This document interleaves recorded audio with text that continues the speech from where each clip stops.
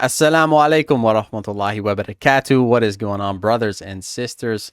It's Daniel here, and we are back here again today. Alhamdulillah, today we have a video discussing Zionism and the Dajjal and signs of the end times. This video comes from One Islam Productions. The title grabbed my attention. I'm curious. I want to know more. So let's get into the video. Let's see what we can learn today.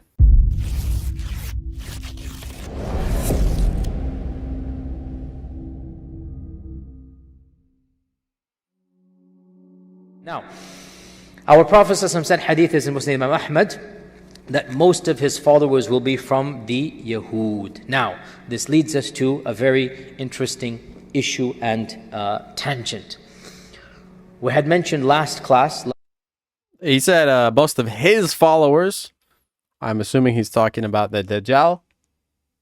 Also, what is Yahud? I don't know what this means. Last week that the Christian belief is very similar to our belief, especially the evangelicals, that Jesus is the Messiah and he shall come back towards the end of times, that there shall be a false Messiah, the Antichrist, and that Christ and Antichrist will fight it out, and that Christ will win over the Antichrist in the great Armageddon. In this rough skeleton, we are the same. No issues. Now, with the devil's in the detail, and they have a lot of other ikhtilafat, but in this skeleton, evangelicals, Baptists, Muslims, we all believe the same thing. Of course, there are many differences of them. We do not have this as an explicit mention, but they do. And that is that this will only happen when the Bani Israel are gathered in the Holy Land. Okay, this is the belief of evangelicals, that Jesus will only come back when all of the Bani Israel are gathered in the Holy Land. And therefore, because they want to see their Lord and Savior, they are eager to bring the Bani Israel to the Holy Land. Are you guys following? I'm being so they want the people of that faith tradition to go to that land. And it is because of this that some of the most hardcore Zionists are not people of the Jewish faith. They are evangelicals. I noticed this in America. I noticed that a lot right now, a lot of these kind of right-wing Christians seem to be actually mostly in support of Israel, which is really confusing when you think about it. Why they would support? I know it's not this simple, but to me it kind of is. Why would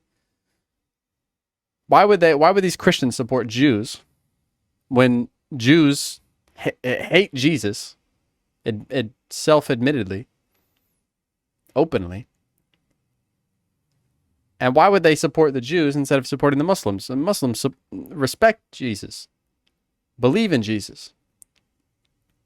Doesn't make any sense. Well, now it all makes sense. That he just explained why, because they want the Israels or the Jews to go to the Holy Land because it will kind of usher in the end times. I guess that's fascinating. I didn't know that.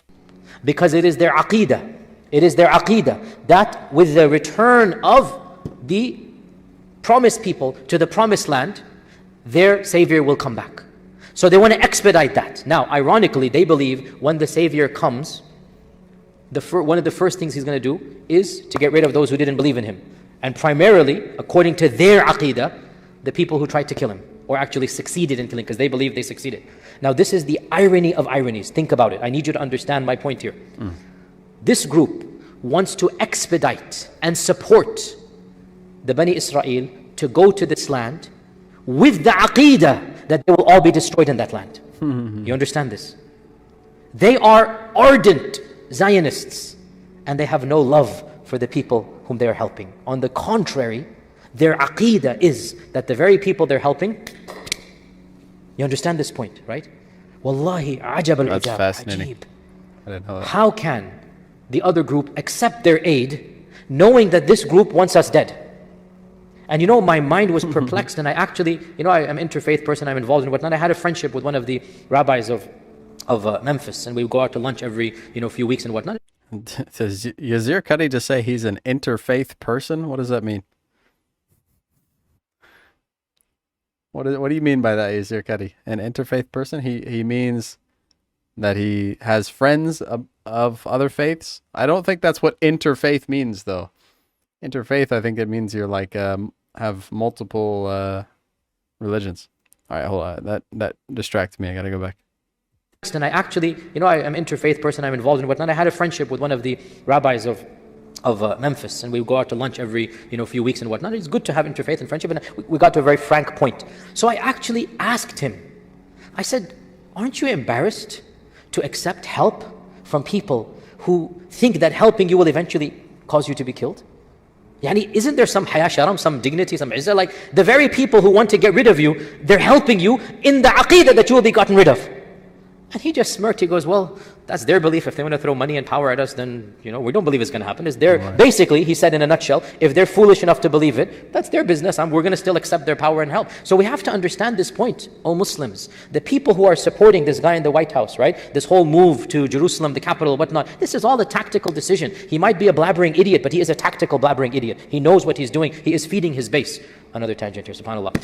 He is feeding his base. He's giving them the scraps from the table. Why is he doing this? He knows his base is evangelical. He knows these people, they want him. And so they feed him this stuff to do what? Because they want this land to be the promised land for the promised people, so that the Messiah comes and gets rid of these very people to establish heaven on earth and whatnot in the final judgment day. All of this is going to happen. So this is ironic. The aqeedah of the evangelicals. By the way, Catholics are different. Please, Muslims, educate yourselves. Don't be kindergarten level in your education and just extrapolate. Every Christian group is different. Every firqa is different.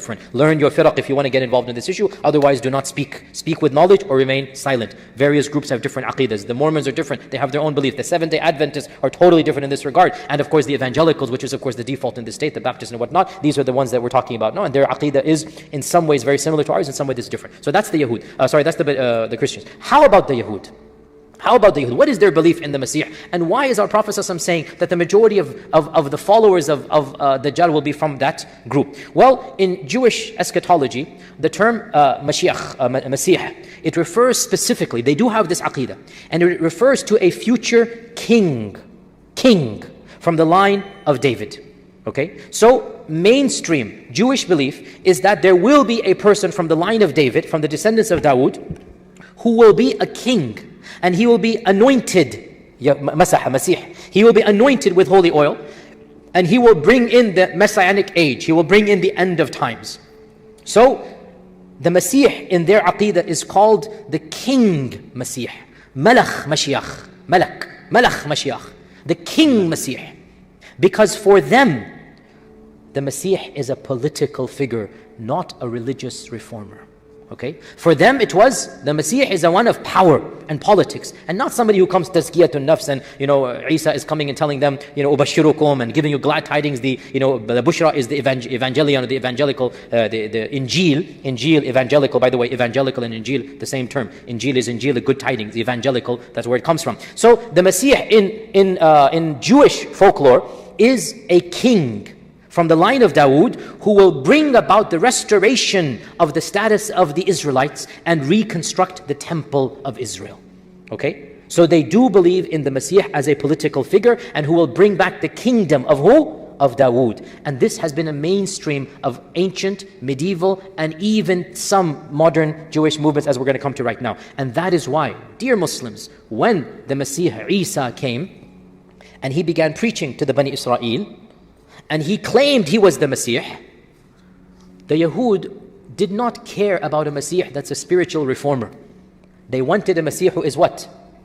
Who is a king. And so, when they found out that this person is not a king, they went and complained to the king, to the Roman emperor, and they said, we have a man who is claiming to be the king of the Israelites. I wonder where they get that malak word. They get that word king. Maybe they're like, just what came to mind is maybe they're misinterpreting it, because Christians call Jesus the king of all kings. And so you're telling me that the Israelites rejected Jesus because he wasn't a king in their eyes. He wasn't a king. Well, I wonder where they get that from. Is it in their scriptures? Is it in the Torah that the Messiah needs to be a king? And maybe they just misinterpreted that word and it thought it meant literally, but perhaps it's like some kind of spiritual king. I don't know. It's very interesting. Where are they getting this from? Did Isa claim to be king? Hello, did Isa claim to be king? Yeah, right. Why did the Yahud say he's claiming to be king? Are you guys following this? So Jesus didn't claim to be Because he king. claimed to be the Messiah. And in the eyes of the Yahud, the Messiah is who? The king. Mm-hmm. And so, what happened with Pontius Pilate, what happened with them happened, and they said, oh, this is a political agitator. They would not have cared if Jesus said he's a religious reformer. They didn't care. What is there to do with a religious reformer? But they did worry that he's claiming to be a king. They don't want any political trouble. And that's why what happened. And so they then went to arrest him. And then what happened, we will talk maybe in another lecture. What do we Muslims believe and what are the various theories out there? But anyway, now you understand that issue. Now, the issue we need to come back to is that confusing. Belief in the advent of the Messiah was a mainstream of Jewish theology, and for them the Messiah will bring back the power and the izzah of the kingdom of David that used to be. And therefore, when the single greatest theologian of Jewish law and Jewish theology, there is only one that is Shaykhul Islam amongst them. There is one amongst them in all of their history that they consider to be the greatest Jewish mind, and that is the Jewish theologian, the most famous in the history of Judaism. Anybody? Yes, very good, but who? Oh, Muslims, you should know this name because he was an Arab, meaning he spoke Arabic, that's what I mean. He lived in the lands of Muslims. He spoke Arabic more fluently than any language. He wrote in Arabic. And, totally different tangent, why am I going to these tangents? There is a theory that for a period of his life he was a Muslim because he studied in a madrasa, he memorized portions of the Quran, he studied fiqh and aqidah in the Islamic tradition, because back in those days, all universities were run by Muslims. Back in those days, you know, if you go to university here, right, you go to UTD or SMU or something, they tell you must take American history, you must take political science, these are the required courses, right? You cannot graduate in this country without taking these courses, right? Well, once upon a time, if you wanted to go to any university and study engineering or medicine or optics, you would have to study Fiqh 101, basics of Sharia. Okay, you have to study tafsir of the Quran. I'm not joking. This is exactly what needed to be done. Okay, that was So, Musa ibn Maymun, Maimonides, you should know the name. Maimonides, memorize this name. This is the single greatest intellectual of Jewish history completely. They call him the chief rabbi, Rambam, the chief rabbi. He was the greatest rabbi in the history of Judaism. He codified Jewish law. The Jewish law that he codified is basically after he studied. MashaAllah, Yazir Qadi, very studied. Islamic Sharia. Now he's writing a book of fiqh. Okay, and he is the first and most important Jewish figure to write a book of aqidah, the book of theology. He wrote a book of theology and he summarized it in 13 points. And he called it the 13 principles of Iman. 13 principles of Iman. Why did he summarize aqidah? Because he studied aqidah from the Muslims and now he wants to do the same for the Jewish faith. And so, Jewish aqidah, when it comes to many things, is actually coming from the philosophy of Ibn Rushd, Averroes and others, because Musa ibn Maymun, Maimonides and Averroes were basically coming from the same philosophical strand. Anyway, back to our topic. What am I talking about? What am I talking about, guys? What's the topic? What the Yahud believe about what? Exactly, not about the Dajjal. You're jumping the gun. The Yahud believe about what? Masih. Be careful. The Masih, the Malach Mashiach, the king of the Messiah. So, Musa ibn Maymun, Maimonides, wrote a book called the 13 Principles of Faith. By the way, you can look it up. It's translated into English. And each principle begins with the phrase, Ani ma'min, ana mu'min, ana mu'min, ana mu'min, ani ma'min in Hebrew. Ana mu'min, this, I believe in this, I believe in this, I believe in this. The 12th principle of these 13, and I quote from the translation, my Hebrew is too weak to actually read it to you, I'm not going to embarrass you with that, but I quote from the translation, I believe with full faith, Ani ma'min, ana mu'min, in the coming of the Messiah. This is in the aqidah of Maimonides, which is the standard aqidah of the Jewish peoples up until our times. He is the only one who has codified to that level, aqidah and fiqh. I believe with full faith, yaqeen, certainty in the coming of the Messiah. And even though he delays, with all that delay, I eagerly await his arrival, every day anticipating his arrival. This is the aqidah of Maimonides that the Yahud would memorize, that they still believe to this day. And as I mentioned to you earlier, we should all be aware that there are three strands, right, of Judaism in our times. They are number one, which one? Orthodox. Number two, conservative. Number three, Reform. There are others, reconstructions, but for ours, let's just keep it these three. And the bulk of them in our times are Reform. Okay? Actually, another tangent, but again, this is stuff you should be aware of. This is something interesting. Around 20, 30 years ago, the Orthodox were so minuscule that the assumption was they would disappear. It would be gone, especially in the 70s. But there has been a massive revival. And more Yahud are joining the Orthodox even if their parents were not Orthodox. And so the Orthodox movement has swelled in ranks. And I don't know the latest statistics, but I think maybe up to 15%, which is a big number compared to what it was in the 70s. 15%, like, you know. This is actually interesting, learning more about the Jewish faith. I feel like they kind of gatekeep their religion. Like if you ask Jewish people if you ask a Muslim about their religion, they will talk your ear off. They will tell you all kinds of stuff. And Christians, I think you can mostly say the same. But for Jews, I feel like they don't share so much. It's kind of like, yeah, they gatekeep it. It's kind of hidden. So this is actually interesting to learn more about Judaism. 1 out of 8 is an Orthodox, okay?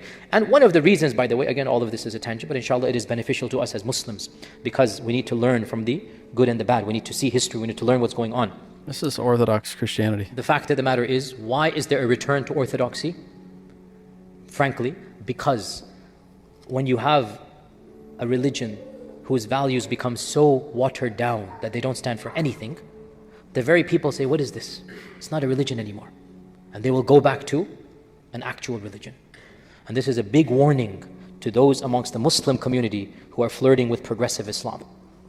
When Islam becomes the flavor of the month, then you have no Islam left. Then what is the purpose of being a Muslim?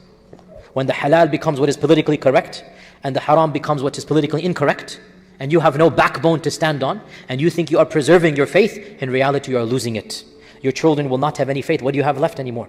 Our faith is not based upon the whims of society around us. We have the Quran, we have our Sharia, we have the Wahy from Allah. Now I'm not saying we have to be intransigent. No, our ulama, especially our forward-thinking ulama, have to navigate the flow. Where there's allowance, we will take it. But where there is none, we will not take it. Where there's a red line, we do not go that area. So that's a point we learn. In the 1960s, 70s, there was a massive, as I said, almost everybody is going Reform. Their own children began rejecting it. And they said, what is this? There's nothing there. There is no, to be Reformed, you can be atheist. You can deny God. There's no Sharia. You can eat pork and whatnot. And there's like, what is left of my Jewishness? They will say, what is left if there's nothing? So there's going back to the asl. And the asl is Orthodox. That is the hardcore, literalism. Now, within Orthodox, there are many strands. And of course, you have the Hasidic Orthodox. You are all familiar with the Hasidic, H-A-S-I-D-A, the Hasidic. And the Hasidic in particular is a strand of Orthodox. They have a very strong and passionate belief about the coming of the Messiah, that he's very imminent, just about to appear. And they believe, and this is important again, that the more pious they are, the more quickly the Messiah will come. And that explains their fervousness. That explains their literalism. Right? They want to be, the more pious they are, so the more faithful they are, the faster will come the Messiah. Right? And so they are very hardcore about this.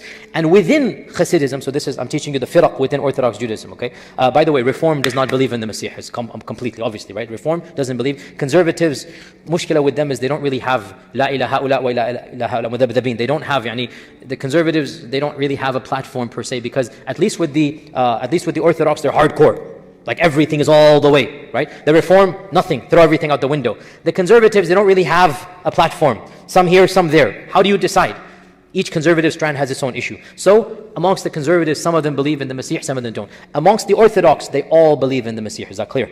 Right? That's why they're still Orthodox. They believe in the coming of the... MashaAllah, we're getting a Judaism 101 class here. Messiah. The Hasidics are of the most messianic amongst them. And within Hasidism, There is the most prominent stand of Hasidism is called the Chabad, C-H-A-B-D, the Chabad movement, the Chabad or Chabad movement. The Chabad movement in particular is the most messianic, so much so, one of the greatest Jewish figures of our times, an American born in Russia, migrated after Germany coming here. He died in 1994. His name was Rabbi Menachem Mendel Schneerson, one of the most famous rabbis, presidents from what is it, I forgot, who is it, Ford or whatever onwards, they would have a regular, he was like America's rabbi of the Orthodox community. Of course, he's passed away 1994.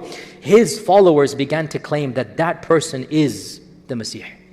Like that's how imminent it is. Still to this day, some of his followers believe that the rabbi did not die, that he is still alive in hiding, which sounds similar to other groups, which is why similarities are made between that group and this group, but that is again besides this point. So the point being, where am I heading with all of this? Belief in false Messiah is, not false Messiah, scrap that. Belief in Messiah is common amongst the Yahud. Therefore, do you think it is surprising when towards the end of time somebody with power comes and claims to be the Messiah, and he is from that background? Is it surprising that lots of people will then accept that claim? I need interaction, guys. It makes sense. You now understand why our Prophet ﷺ said that many of his followers will be of that group. Now, important point. Our Prophet ﷺ did not say many of that group will be his followers. Big difference. It is possible that many of that group, many of the Jews will recognize truth and falsehood. It is possible. But from those who choose to follow him, many will be from that background. You understand the difference, right? Large circle, Venn diagram, small circle, you get the point. Anyway, interesting tangent, which is very interesting. This is in the notes, it's not a tangent off the top of my head. These tangents get me into a lot of trouble, especially for this topic. I have to be very precise what I say. Another very interesting tangent, which is relevant to us, and it is in my notes. One of the most famous claims of Jewish messianic fame was a person born and raised and died in Muslim lands, spoke Arabic fluently. And he was a member of the Ottoman peoples, meaning a citizen, if you like, even though the concept of citizenship is modern. And this is the famous rabbi known as Shabtai Tzvi. Shabtai Tzvi. Shabtai Tzvi was born in Ottoman lands in the 17th century, 16 something. He died in, don't quote me, 17th century. And Shabtai Tzvi was a famous rabbi who began to have a larger and larger following and eventually claimed to be the Messiah. And his followers increased, and he began demanding more and more things. A lot of problems happened. He's a very interesting figure. He intermingled with European kings and with the Sultan Mehmed IV, the famous Ottoman Sultan, until finally his demands became so ludicrous and political, and making a long story short, but he began to be political. And when he began to be political, the Sultan imprisoned him. And eventually his followers clamored and whatnot, so the Sultan decided to execute Shabtai Tzvi. And he called him to his palace, and he said, your penalty is death, but I shall forgive you if you convert to Islam. Now, I'm not arguing that was good or bad, I'm just telling you what happened. Whether that was good or not, it's not my business. That's what the Sultan Mehmed IV decided. If you convert to Islam, you are forgiven. Faced between these, Shabtai Tzvi decided to convert to Islam, which caused a great crisis amongst his followers. Because if he's the Messiah, what are you going to do now, right? It caused a huge crisis. He had thousands of followers, and they all thought that he's going to be the Messiah, bring the kingdom of David back, this and that. And lo and behold, he embraces the Shahada in public, he takes off the turban of the Yahud, and he wears a big Ottoman turban. MashaAllah, tabarakallah. In those days, your clothing would tell you apart. He had the clothing of a rabbi. And in the presence of the Sultan, he took off his rabbi cloak and he wore the Ottoman, I'm not joking, it's not a joke, he wore the Ottoman turban and he said the Shahada and he said he's a Muslim. What are his followers going to do? Massive chaos, confusion. Some of them, I think the majority, ended up either saying this is a ruse or a tactic, or converting with him. A small group left him. So this turned out to be one of the most bizarre conversions in Islamic history, because what happened was his followers, in fact he himself, became half Jew, half Muslim. He observed Ramadan, but he observed the Sabbath as well. He read some Quran, but he also read the Hebrew. So he had this new thing that came about. And his followers were called Donme, which was a derogatory term by the Ottomans, by the Muslims of the time. Donme, there is no English equivalent. There's no English equivalent. It means convert, but not with a positive connotation, like a traitor convert. Like there is no English word. A convert, but not like a positive convert. You've turned your back and left, and you've come, but yeah, we're not, like a big question mark, that type. This is the term that who gave them? The Muslims of the time. They weren't happy with this guy and his followers. Too weird. Eventually, the Sultan, of course, and by the way, initially was very happy, gave him a massive check here, massive money, you became a Muslim, good. Eventually it turned out he's still observing Jewish rituals and customs, so he lost all favor, he was exiled, he died in exile. His followers, who are now outwardly Muslim, inwardly continued to be what are called crypto Jews, okay? And their numbers increased, and they are still around in Turkey, the Donme. That sounds like a crypto Jew sounds like an NFT project. They're still around in Turkey. Now, to make the plot worse, to make the soup thick here, there's a lot of conspiracy theories. We Muslims love conspiracy theories. And the problem with conspiracy theories is they're so ludicrous, except for the ones that are true. This is the problem. And you can't really tell the true from the falsehood until Allahu A'lam. So, conspiracy theories are a problem. Nonetheless, I'm narrating the conspiracies, I'm not endorsing them, please, okay? So when Fox News comes and misquotes me those 10 seconds, please go back to this clip that I'm saying here right now, that I'm simply narrating so that you should be aware. I'm not endorsing the conspiracy theories at all. The conspiracy theories that were started from that time frame, and they lasted up until today, they are there. The religious Muslims of the Ottoman lands said these people are Zanadiqa. What are Zanadiqa? Crypto Muslims who want to destroy Islam. They're not real, they want to harm Islam. And they hate Islam, but they pretend to be Muslim. And the Donme became rich and powerful in a number of cities, in particular the one city where Shabtai Tzvi died. And at the turn of the century, 100 years ago, now it is 2019, and I want to give a part 2 to that. Inshallah, make dua, Allah gives me time and whatnot. It's just a matter of time and preparing the lecture and slides, but it's 1919, you need to know this date. Around this time, 1919, around this time, a little bit before and after, but around this time, a group called the Young Turks were formed. And the Young Turks were a very, very secular, anti-religious groups of Turks who were keen on abolishing the Khilafah and bringing about a Turkey that was secular in nature. Now, what I'm about to tell you is true. Many of the leaders of this movement were from, in particular, a very, very dashing yet cruel, intellectual yet heartless man later called Mustafa Kemal, later called Ataturk. Ataturk is from the Donme, this is a fact. Okay. Now you go figure what is conspiracy and what is history. You go figure what is true and what is false. I'm simply telling you the perception. That seems pretty obvious. Motives of the Donme. And then I will tell you factually, Ataturk hated Islam. Ataturk mocked Islam. He was not a believer in Islam at all. Sometimes you don't have to think that hard. It's just right, it's right there. And it's very clear that he considered Islam to be something that caused his people and nations to be backward. And if he wanted to, if he was able to, he would ban the religion. He did enough damage to the religion as it is. As you know, he shut down the madrasas, he abolished the khilafah, he abolished the Grand Mufti, role of the Grand Mufti, he made the court system secular, got rid of all of the sharia, he made the Quran to be recited in Turkish during the salah. The adhan was recited in Turkish, not in Arabic anymore. Instead of Allahu Akbar, they said something in Turkish. That was his whole point, to make everything Turk. So, Ataturk is from the Donme. You understand where conspiracy theories come from. And not just him, but many of those who followed him.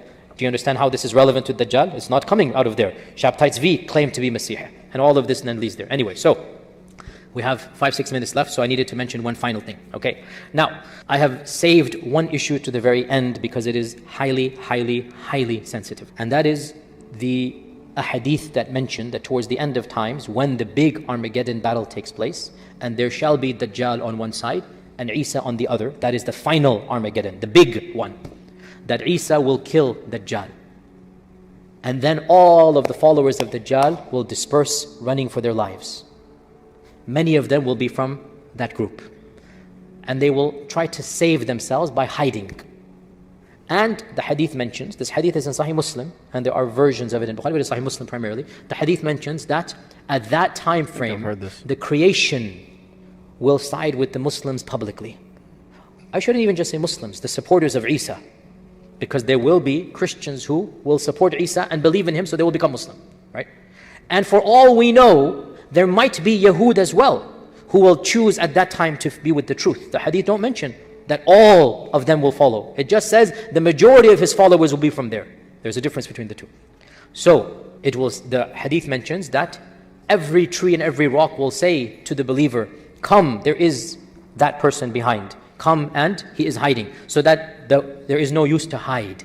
There's no use to hide anymore, because the creation of Allah will publicly humiliate and say, oh, he's hiding here, come and deal with this person. Except for the tree of Gharqad, that is a tree that will be quiet and not side with the Muslims. Now, every once in a while, some innocent khatib somewhere in the Western world gives a khutbah and he quotes this hadith, and memory jumps on him. You know what memory is? If you don't, then alhamdulillah for you.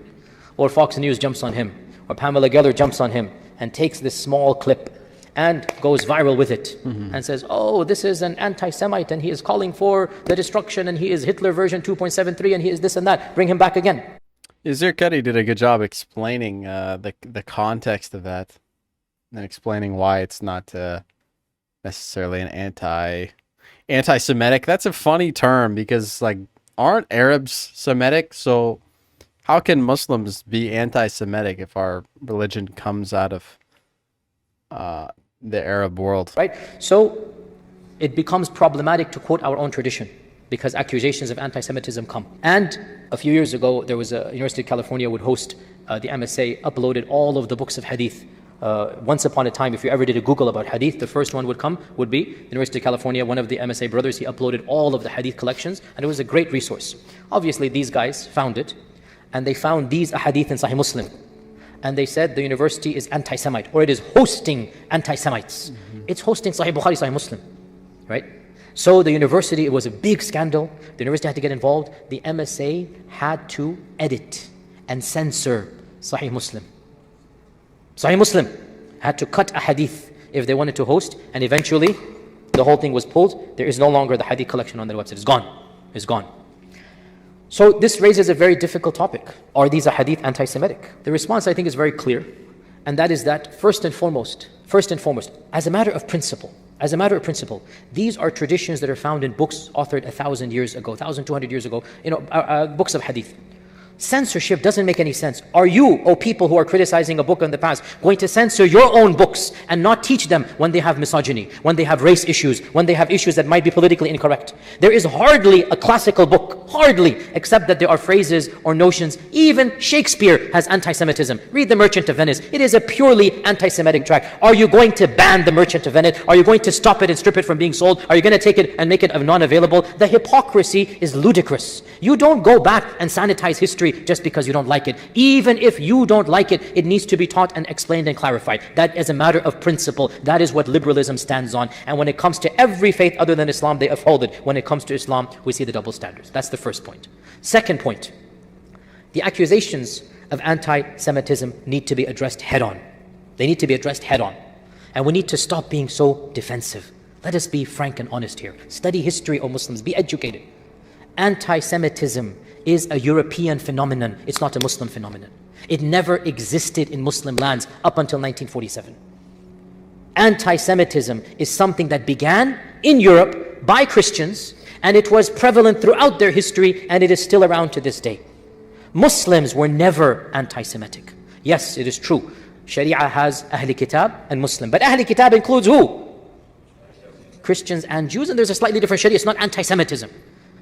Historically speaking, Muslims and Jews historically had much more in common, and they would always bind together against the one who would persecute them, and that is the Afranj, the Rum, the Franks, the Christians. Historically, Muslims and Jews had a much stronger relationship than Muslims and Christians and Jews and Christians. Historically speaking, without exaggeration, the greatest minds of the Jewish tradition, pre-modernity, all of them are found in Muslim lands. All of them. Starting from Baghdad and ancient Iran and Andalus and Egypt, you have the greatest minds coming, including Shabtai Tzvi in Ottoman lands. They could not do what they did in Muslim lands. They could not do it in Europe. Every time the Christians persecuted the Jews, Muslims opened their doors. The last time, 1492, when the Muslims were expelled from Granada, the Sultan of the Ottoman land said, "You Europeans are fools. The Jews are intelligent people. They're useful. Why don't you come?" And he invited all of them en masse to come and live in Muslim lands. And that is why throughout the Muslim world, throughout the world, the largest population of Jews before 1947 were in Muslim lands. In Yemen, in Iraq, in Morocco, in Egypt. These were where the Jews were. So this whole notion of Muslims being anti-Semite by the very people who defended, by the very people who invented anti-Semitism. Please, Muslims, educate yourselves. Don't fall for all of this stuff, okay? Also, so that's historically speaking. That's a pertinent point, especially right now. Also, now let's get head on. Okay, so we talked about historically. Thirdly, let's get to the issue. Okay, well, the hadith do mention killing. Let's be honest here. The hadith do mention them. Jayyid, they do mention them. Let us realize these hadith, they are predictions, not prescriptions. Big difference. They're predictions, not prescriptions. They're telling you what's going to happen. They're not telling you it is allowed to do it. So, if you believe in these predictions, you believe that stones are going to talk. I believe they're going to talk. But the people who criticize us don't. If you don't believe 90% of it, then why are you believing the 10%?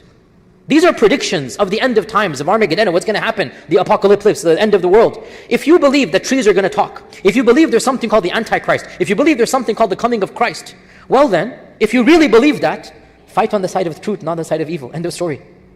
If you don't believe it, these hadith are not telling Muslims to do anything. It's describing what's going to happen towards the end of times. And therefore, if you choose the side of good and not the side of evil, you're not going to have this issue. So the bottom line, we don't have to worry about this charge of anti-Semitism. We need to educate ourselves and challenge it head on. These are not anti-Semitic hadith whatsoever. It's merely describing a battle towards the end of times, the forces of good, the forces of evil. Those who choose the forces of evil will have to suffer the consequences. Simple as that. You don't believe in this battle, then don't quote 10 phrases or 10 words and ignore the 100-word hadith. Don't quote that one phrase about the tree is going to say and ignore the whole context. That's being hypocritical. No scholar derives sharia from this. And again, to be brutally honest and blunt here, when the Holocaust was taking place in multiple places in the world, Muslims stood up to defend. Muslims stood up to help those that were being persecuted. This is a fact. The Muslims of France, the Muslims of Morocco, multiple places, they helped the Jewish people. And I have visited those places, Auschwitz and Dachau and others. And I will tell you honestly, and this is a reality that Allah knows, if I were alive at that time frame, I would have thought it is something that Allah will reward me if I were to protect these believers from that evil that was taking, believers in Allah overall, from that evil that is taking place. What happened afterwards, 1948 onwards, is not related to what happened before. If you were alive in 1940, you saw what is happening to this persecuted race, men, women and children being killed indiscriminately, it would be a part of our iman to protect the innocent from this evil force of Nazi Hitlerism. And that's something that I firmly believe, whether you agree or not, is besides the point. The point being, we need to challenge this notion of anti-Semitism. It is not anti-Semitic. These hadith are predicting the future, not prescribing law right now. Law tells us we protect minorities. That's what law tells us. Even in an ideal Islamic state, history proves that we protected those minorities. History proves that they flourished, the Yahud flourished under the lands of Islam like they did not flourish until the advent of modernity in Europe. They were not allowed to do what they were in Muslim lands. So we deny this accusation of anti-Semitism from its complete, as we said, number one, the issue of hypocrisy and double standards. Number two, historically speaking, where did anti-Semitism come from? Number three, the Muslims and the Jews and the relationship. Number four, these hadith are descriptions of the future, predictions, and not what? Prescriptions, not prescribing what is to be done. So there is no anti-Semitism whatsoever, and we Muslims cannot be anti-Semites because our Prophet ﷺ was a Semite, Ibrahim was a Semite, the majority of Semites are Muslims. How can Muslims be anti-Semites? Yes, we can be anti-Zionists, and we are anti-Zionists, but we are not people who hate Jews and Christians. No. There's a difference between Judaism and Zionism. Muslims, be careful. Never criticize Judaism en masse unless it's theology. We can criticize aspects of theology. Jews, there are good and bad people amongst them. Christians, good and bad. Zionism as a movement, you have Christian Zionists, as we explained. You have Jewish Zionists. You have atheist Zionists. And we criticize Zionists, but not people of other faith traditions. They're Ahl Kitab. With that, time is up. Inshallah ta'ala, we'll continue next Wednesday about the nuzul of Isa and the issues of Isa, and then move on to the other major signs. Wa akhir da'wan alhamdulillah bil alameen. Wassalamu alaikum wa rahmatullahi wa barakatuh. Okay. MashaAllah. Learned some new facts about Judaism there. It didn't really talk so much about the connection between Zionism and the Dajjal. Very loosely, those two things were related. I thought it was going to be a little bit more cohesive as far as that topic goes. However, you know, alhamdulillah, today we learned some new things. Yazir Cuddy always has some good gems to share. I always learn something new when I listen to Yazir Cuddy, and he brings up important things. And like with that hadith at the end, he dissected that very well and explained it very well. Made it a non-issue, which I have heard about that hadith before, and yeah, people claim it's violent and it's this and it's that, and he gave a good, well-spoken explanation of it. So, mashallah, may Allah be pleased with him, and may Allah bless all of you generously for choosing to watch this video with me. Hopefully you learned something new, and inshallah we will see you all in the next one. Assalamu alaikum wa rahmatullahi wa barakatuh.